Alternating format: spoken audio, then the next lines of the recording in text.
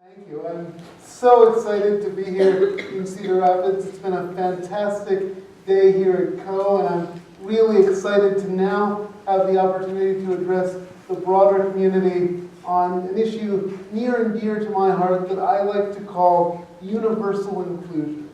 And it builds from a notion that we're familiar with in the world of universal design that essentially says, rather than putting specific accessibility features in our architectural world, we design things broadly so that they're accessible to everyone, and it's really for the benefit of everyone. And it combines that with the notion of inclusion, the notion of opening up our institutions, our organizations, our companies, so that people with disabilities can participate and we can all benefit from everything that each other brings to the table. And so, combining the two, we come to universal inclusion. Perhaps not the most creative name, but it's communicative, which is something. And so I thought to myself, as I'm addressing a diverse community, what is a lens to speak about universal inclusion? Because I speak about it in lots of contexts. I think it's a universal idea. But I thought to myself, well, what about employment?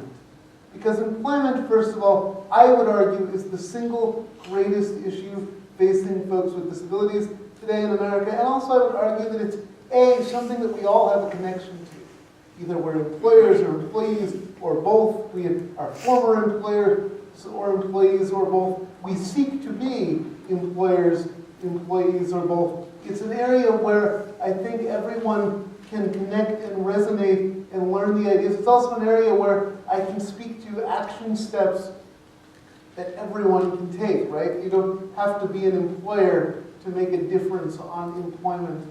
And so I think it has universal applicability in that way. But I want to encourage you with the idea that the concepts that I'm about to offer are universal. And I really hope that we're going to split our time virtually evenly between my speaking to you as I am right now and a really robust Q&A, and that in the Q&A, one of the things that you will do is help guide me to the areas where these ideas are meaningful to the things that you're connecting with right now, because ideas take root and take seed best when you're actually focusing on the things that matter to your audience, I think. So I'm hoping that we'll take it in that direction together. But for now, let's look for a minute at my notion of universal inclusion in employment.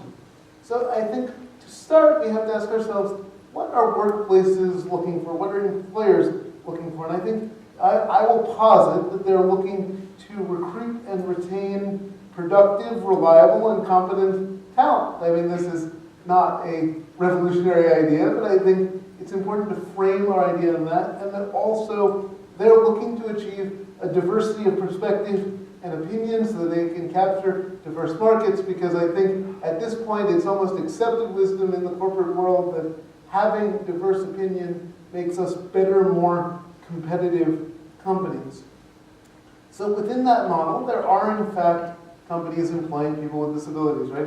The numbers aren't good, they're not where we want them to be, but it is happening. And we have a model right now of that. And the current model, and I'm putting it in stark terms because I'm setting it up for contrast, but the spoiler alert there. But the current model looks something like this.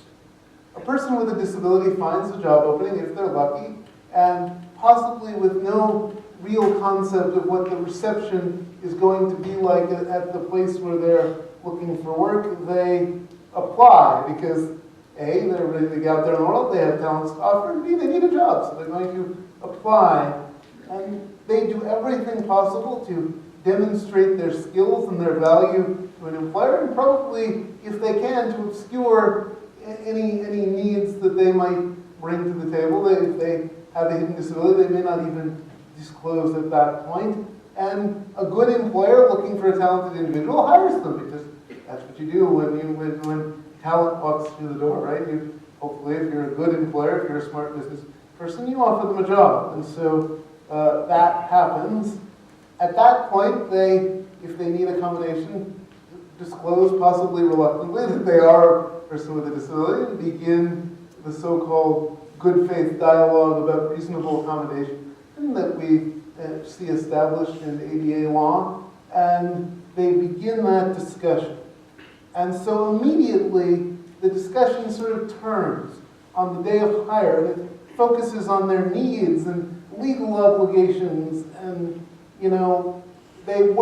a good employer works through accommodation strategies. I'm not suggesting that it's negative. There's a shared effort, and people work through accommodation strategies. But it's really a focus on, we've identified issues, we've identified barriers, how can we overcome them? The focus is really reactive, it's stressful for both sides, as there's a trial and error period, and ultimately, with talented employees, you end up with something that works, but it may be a strained system, it may not be best poised to take advantage of all of the abilities that a person brings to the table. It's raised some stress, and to top it off, depending on the accommodation package received, you may have employees without identified disabilities looking over and trying to figure out why things are a little different for the employee that's being accommodated. And in general, it's just not even if it's a strong arrangement, it could be better, right? It's not necessarily promoting a really positive feeling for everyone. And I wonder if that isn't a part of why, despite the obvious existence of talented folks with disabilities and the clear numbers on the value that hiring them brings to a company, we're not seeing the uptick in employment numbers we'd like. In fact, as many people who do this know, since the ADA was passed, employment numbers have gone down. And it's just because the process is a little bit onerous and maybe not be geared for best results. Now let me posit a radically different model. And this model starts long before an employee with a disability necessarily enters the picture. You are a business owner, you're an employer, and you sit down, and for every job that you have a pretty clear idea what the strengths and goals and pieces of that job are, what you're looking for from your performers, and what marks doing a good job at your company. Simultaneously, you've sat down for all of your employees and really tried to figure out what are their strengths, what are their talents, what brought them into your company in the first place, and how can you match those talents with the job that you have. With that idea in mind, you sit down and you put everything on the table. And you say, how can we best maximize the talents that we have and the jobs that we need? And like I said, you keep everything on the table for everyone. It could be a flex schedule. It could be telecommuting. It could mean, having people work in teams and having people that are good at one particular task focus more on those tasks, people that are good at another particular task focus on those tasks. It probably means a technology productivity evaluation for everyone in your organization, looking at the wonderful tech tools that have evolved, that are so far beyond where we are today. So that, for instance, if you have slow typists, the now cheap and efficient voice recognition software that's out there could become a fixture for many of them. It's looking at the design of each person's individual space, and to the extent that it's budgetarily and practically possible, just figuring out if there are any little tweaks from a more comfortable chair to better lighting that will make people more productive. And it's sort of the underlying question that you're asking yourself is, where can it change? Where can something that I'm going to do that is affordable to me, that is not too burdensome to me, going to give me maximum performance for this employee? And it's great for you because by definition you've done the cost-benefit analysis. It's great for them because they have a work environment where they can thrive, and everybody gets maximum value. And by the way, this is nothing new. If you read cutting-edge HR and workplace strategies, people are talking about this all the time. But let's assume that you've built in some of the accommodation learnings that came out of disability to the design that you put into your workplace.